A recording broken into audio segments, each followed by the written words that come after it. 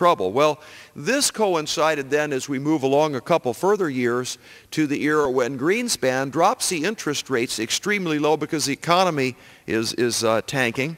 In 2000, Greenspan started dropping the interest rates, and then you create this idea of, well, hey, if we've got all of this money at tremendously low interest rates, where are you going to park it? Well, let's park it in real estate, because real estate always goes up. You can't make a mistake in real estate. And so you have, in my first early days here at Congress, boy, did I feel stupid that I hadn't bought a great big multi-million-dollar house, because if I could have just afforded the interest payments on it for 4 years, it would have doubled in value by going between 2000 and 2004 or 5. Of course, I would have been smart enough to buy it in 2000 and smart enough to sell it by 2005. Well, as everybody knows, what happened, that old bubble popped.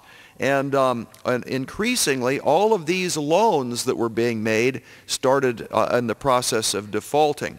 And it was not just people in economically disadvantaged areas that were making these loans. No, Wall Street got into the deal, and so did the speculators. And so what started to happen was you had people going out there selling all of these loans. The local banks, through the Community Reinvestment Act, would make the loans, but as soon as they made the loan, they'd turn it right on over to Freddie and Fannie, assuming that anything goes wrong, the federal government's going to bail them out. And so then you get to the point where you have people running around that are mortgage brokers, and they don't care what kind of job you have. You want to borrow $500,000, fine, because they simply write the loan, they make their